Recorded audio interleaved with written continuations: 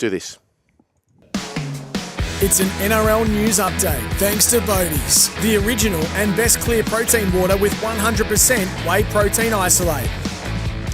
Seems we've got a lot of news hounds on the text. I've got a lot of text coming through about this particular subject. So let's just go to what's been reported here.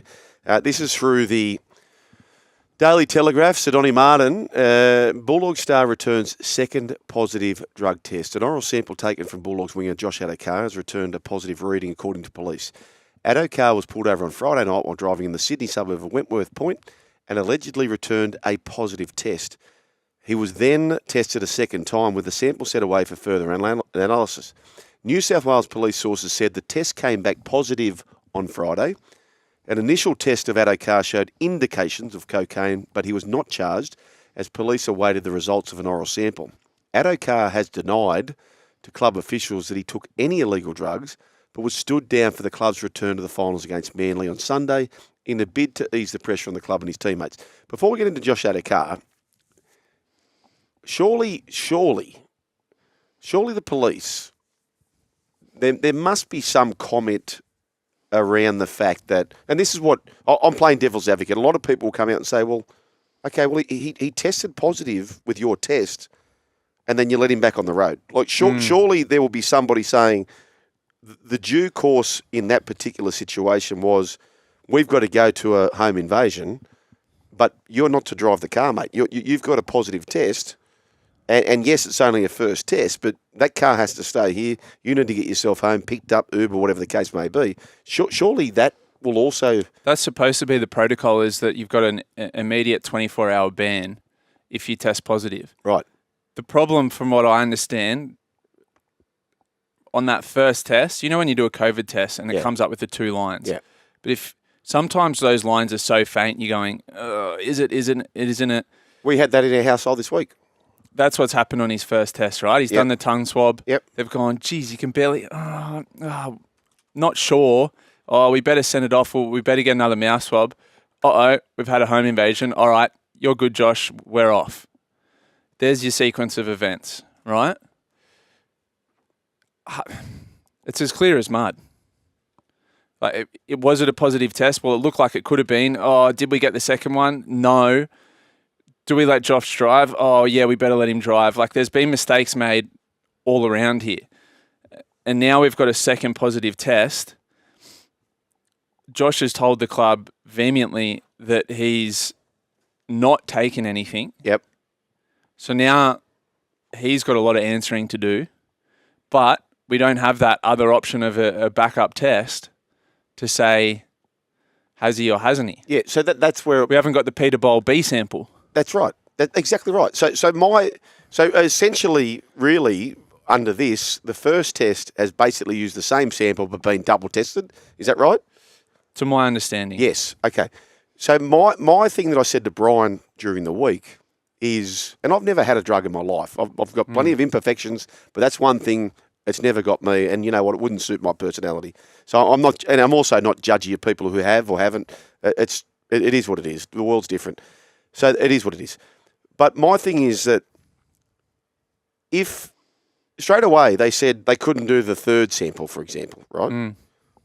Well, if they couldn't do it, then what? And if he can be found guilty with just the two tests, then why do we ever bother with the third test? Yeah. So I kind of feel like again, it is. Is there a loophole for Josh Addo-Carr, regardless of what you think, what I think, what the results have been, that just by the book, there could be a loophole, but put it this way: if they send it for more in-depth analysis, but the same sample, yeah. But his mouth saliva is probably not changing in that process, right? If they send it for deeper analysis and it comes back positive, if it looks like a duck and quacks, in this case, and I'm a big Josh Addo-Carr fan, obviously a big Bulldogs fan, but in this scenario, he's in big trouble. He is. He's in big trouble, and the reason he's in the biggest trouble is he's gone to Gus and said, I absolutely did not take anything. Yeah. And Gus has front-footed this, as he should, as the manager of the club. He's front-footed it. He's protected his player. And he's said, Josh has told me absolutely he has not done this. And he's gone into bat for Josh big time, publicly. Yep. that's he's doubled down. Josh Addo-Carr's doubled down because we've seen players do it before, right? Cam Munster and Brendan Smith had laundry powder, had Omo. Yeah. Valentine Holmes didn't know what he had. Like it's happened before. Mitch Kenny said he was joking. Very rarely. I mean, I don't think at any point Latrell Mitchell came out and said, "Yeah, that was cocaine on the table that I was using." Yep. But when they've done a test for it and it's come back positive, to deny it with facts against you, he's just in a spot of bother, isn't he? And he's had a tough time. There's been stuff going on around him and his family and the community that he's a part of. You saw, Tyrone Munro. Yeah. They're cousins. They're cousins. Yeah. His mum and uncle passed away, which is, of course, both Josh Addo-Carr's auntie and uncle. So it's been a tumultuous time for the family. Sometimes in life, it's best just to fess up when you've made a mistake. Just on that too, by the way, and I want to close with this, and if Josh is listening, which he probably isn't, but maybe some around him are, as I said, I have never in my life, I'm 45, I've never once touched a drug. It's never been in my game, but I'm not judgmental of people who have. But even with that, I will say this, that Josh Addo-Carr, if this is proven to be guilty, he's made a mistake. What is he, in his 20s still, maybe close to 30? For all those on social media, and I personally have made a lot of mistakes in my life, and I reckon a lot of people are driving home right now going, you know what, so have I. We're human, we make mistakes. This is a mistake that Josh Addo-Carr may have made. I just want to say to people who may have the propensity to jump on the phone and text, and at the end of the day, it's a game of football. At the end of the day, he hasn't hurt anyone. At the end of the day, you can just imagine the anxiety that he may be feeling where he's got a chance. His club's done so well to play in a final. His name is blown up everywhere. It's on every media report. At the end of the day, this is a human. This is a human person who, as a collective, we need to get around, right? It's not come right for him.